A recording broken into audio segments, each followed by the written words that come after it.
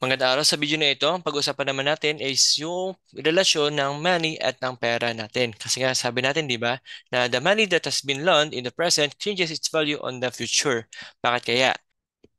Dahil nga sa interest. Sa susunod na mga videos natin, ang pag-usapan natin ngayon ay yung mga iba't ibang uri na ng mga interest. Nandiyan si simple, nandiyan si compound, nandiyan si continuous compounding natin. Okay? Pero sa una sa lahat, alam ba muna yung interest natin? Sa interest na yan, meron tayong dalawang meaning. Unang meaning yan, depende kung ikaw ba yung borrower. Kasi kung ikaw yung borrower, ang interest ay yung amount of money paid for the use of borrowed capital natin. Then pangalawa natin is kung ikaw naman yung lender o yung nagpapahiram. Ikaw naman daw, ay, ang interest para sa iyo ay income produced by the money which has been loaned natin. So bago tayo tumungo sa iba't ibang interest natin, kailangan mo natin maintindihan si cash flow. So ano ba si cash flow? Ito yung sa madaling salita, para lang siyang flow ng pera. Paano ba nagagamit yung pera natin o paano ba lumalaki yung pera natin? At para madali makita yun, gumagamit tayo ng cash flow diagram. Ito yung tsura ng ating cash flow diagram.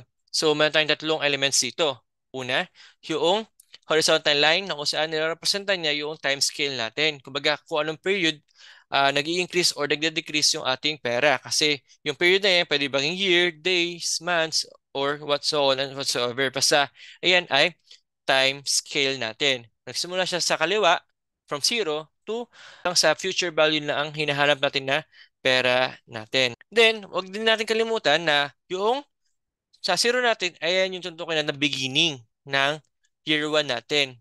Okay? Then sa pag nag-1 na tayo, pag nadyan na yung ating pera sa 1 na yan, ibig sabihin nasa end na tayo ng year 1 natin. Halimbawa kasi, di ba, naghiram tayo ng pera. So magsisimula yun sa 0. So after a year, sabihin nakaisang taon na yung pera na hiniram mo. Pangalawa naman, sa element natin ay yung ating arrows. Kung mapapansin nyo, meron tayong dalawang arrow dito. Yung isang arrow nakababa, isang arrow nakataas sa atin.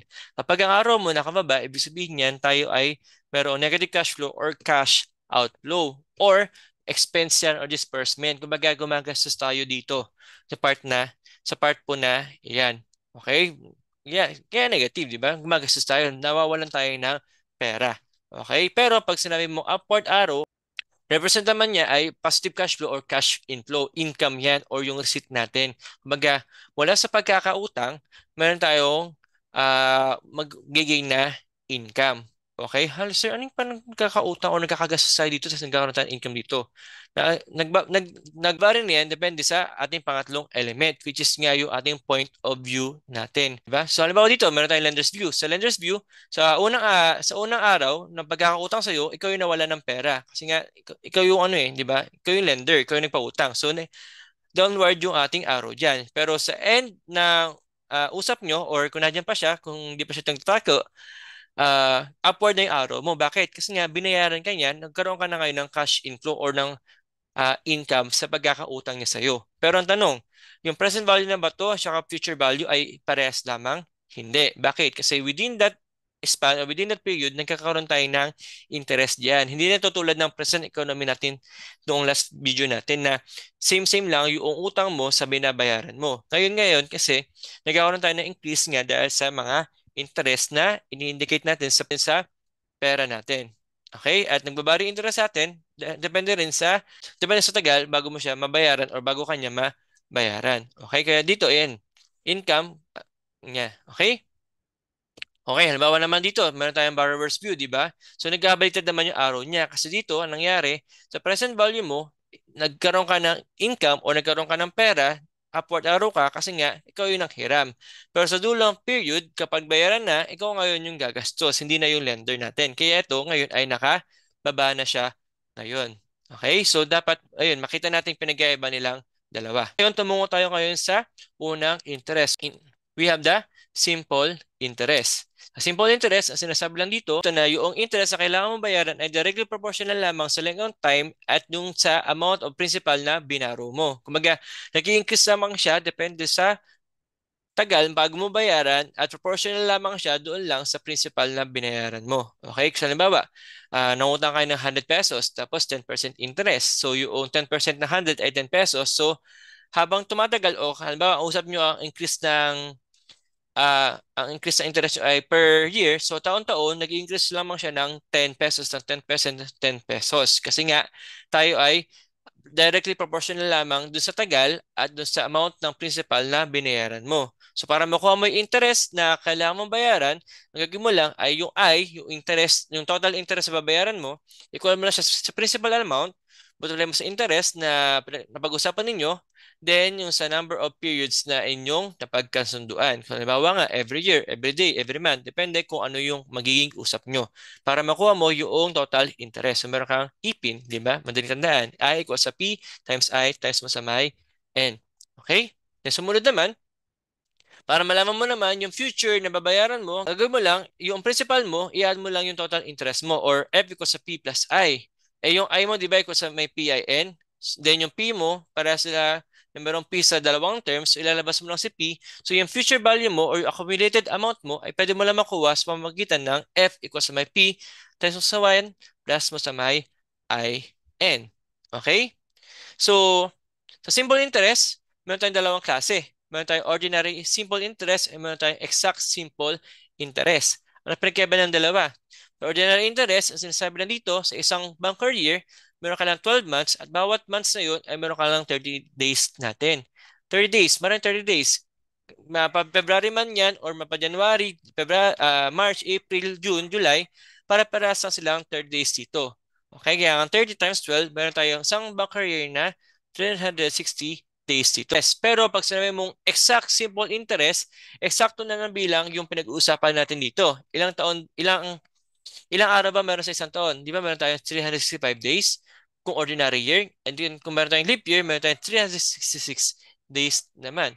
So, ayan yung pinagkaiba nilang dalawa. Ngayon, ang tanong is paano malalaman kung leap year ba or hindi ang isang taon? Okay? So, meron tayong guide para gawin niyon. Okay? Kailangan mo nang tanongin is kung ang year ba na yun ay divisible by 4. Kung hindi siya divisible by 4, automatic hindi yan leap year. Okay? Pero, kung siya ay divisible by 4, kailangan mo rin ulit tanongin kung divisible naman siya by 100. Kasi kapag hindi siya divisible by 100, automatic isa siyang leap year. Pero kapag siya ay divisible by 100, kailangan meron tayong additional question. Is kung divisible naman siya by 400. Hindi siya divisible by 400, automatic hindi siya leap year. Kasi leap year siya kapag divisible siya by 400 natin. Okay, example, meron tayong 2004, di ba? Ang 2004 ay divisible by 4. So, proceed tayo dito sa pangalawa. So, ang 2004 ba ay divisible by 100? Hindi, di ba? So, isa siyang leap year. Okay? Isa pa example, 2100. Ang 2100 ay divisible by 4. At the same time, divisible siya by 100. So, di tayo mag-proceed agad sa leap year.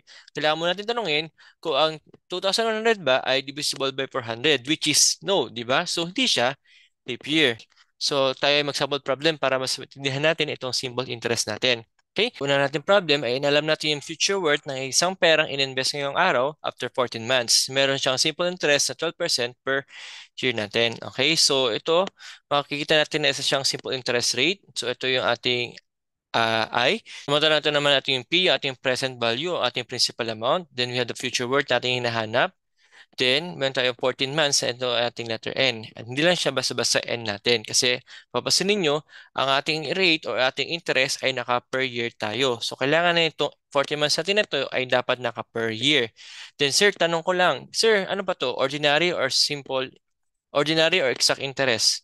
Pwede siyang ordinary, pwede siyang exact. Kasi di naman nagmamatter yan kasi alam naman natin, mapa-exact man yan or ordinary, meron tayong 12 months per year tayo. So, ang gagawin na natin dito kay 14 months ay didivide lang natin siya ng 12 para at least ma-convert siya into year natin. Ang sagot natin sa ating N ay maging 1.17 years. So, babasin nyo sa ating cash flow diagram, ang ating viewpoint ay yung investor. Kumbaga, siya yung nawalan noong unang araw ng kanyang pag-invest ng 10,000 pesos. Kaya mapasin nyo, yung arrow dito ay downward kasi nga nawalan siya, outflow ito sa kanya. Pero after 1.17 years na period natin, magtatanggap siya ng future worth ng kanyang pera, which is yung 10,000 pesos nga natin ito. At dahil nga mayroong interest, hindi lang basta 10,000 na makukuha niya after 1.17 years. At ayun nga yung ating isosolve. Gamit yung formula natin na F equals sa P, multiply mo sa 1 plus sa IN, substitute na natin yung P natin which is 10,000. Then yung interest natin na 12% at yung period natin na 1.17, ang makuha mo na future value niya ay 11,400. Okay? So tumungo naman tayo sa pangalawang problem natin. Sa pangalawang problem natin, hinahanap naman yung ating exact simple interest o yung malaking I natin diyan. Na meron tayong 2,000 pesos which is yung ating P for the period from January 5 to September 26, 1992 na 20% interest rate. Okay, so exact simple interest to, di ba? Bakit? Kasi meron tayong binigay na specific date mula January 5 hanggang sa September 26, 1992. Okay?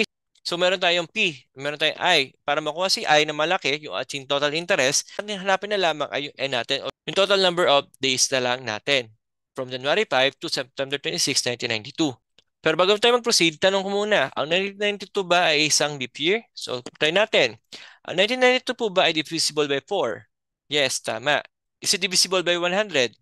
No. So, this is automatic a leap year. Kapag leap year nga tayo, ano meron? Kailangan sa February, meron tayong February 29 kapag nagbibilang tayo. Okay? So, ayan. Bibilangan natin sila isa-isa. From January 5 to September 26. So, from January 5 to 31, meron tayong 26 days. Pero di nyo na kailangan pambilangin yung ating January 5 natin. Kasi nga, kakastart pa lang ng bilang mo ng 1, which is January 6 na. Then, bilangin mo lang per month, ilang days pa per month. So, then sa September 26, isasama mo na ngayon yung pang 26 days mo. Bakit? Kasi nga, kasama yun sa pinakabilang mo. At dun sa araw na yun, dun ka magbabayad ng utang. Okay, so meron kang 265 days para sa uh, coverage ng pagkakautang mo. Laman kung meron bang 30 days or 31 days lamang yung bawat buwan ba natin. Kasi di ba naman siya tulad ng ordinary days na puro 30 days lamang. Meron dyan 30 days and meron tayong 31 days dyan. Siyempre sa February, meron tayong 28 days sa ordinary year, then meron tayong 29 days naman kada leap year natin.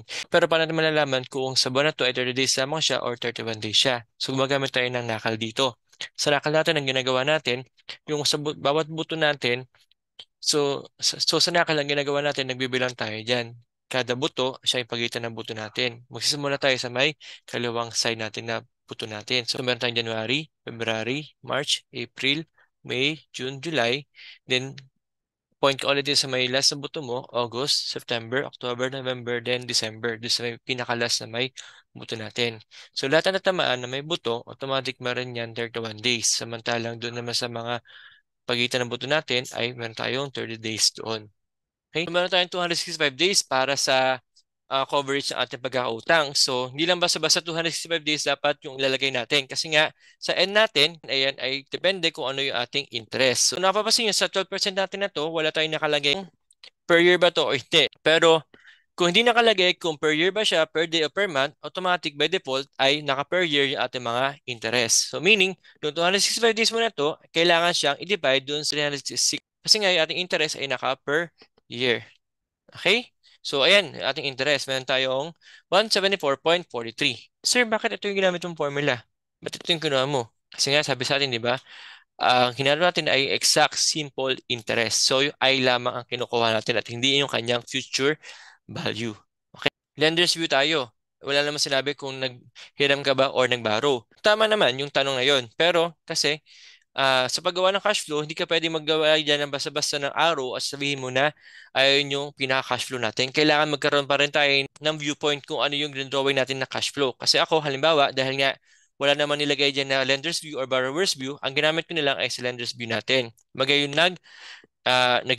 yung nagpahiram. So sa nagpahiram, mawawalan siya ng 2,000 sa una, pero after ng 265 days, magkakaroon siya ng 2,000 yung kanyang pinuutang plus yung kanyang interest. Pero kung tayo ay magbaborrower's view, ano ang maging tsura kaya nating cash flow diagram? So sa una, meron tayong 2,000 na pataas, pero sa dulo, magkakaroon tayo ng 2,000 plus yung interest na 174.43 na pababa. Bakit pababa ulit? Kasi nga, tayo ay nagbayad na ng utang, meaning siya ay outflow. Ibig sabihin, ikaw ay mawawalan ng pera. Okay? Next, sample problem number 3. So, sample problem number 3 natin. So, ordinary simple interest na hinahanap sa atin. Given tayo ng 1,000, which is yung ating P, yung ating present value or ating principal amount. Then we have 6 months and 12 days na merong rate interest na 15%. Ayan yung ating I, si 15% natin. Pero, walang sinabi kung per year ba tayo or per day or per month. So, ang gagawin natin siyang per year.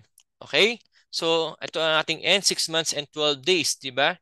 So, paano kaya to? paano kaya sila ma-convert into year? Kasi nga, di ba, yung rate of interest natin naka per year? Yung 6 months madali kasi di ba i-divide mo lang to sa may 12. Paano kaya yung 12 days? Ano kaya ang gagawin natin diyan? Okay? So sabi natin, di ba? Ordinary simple interest. So sabi na ano sabi sa atin sa ordinary simple interest?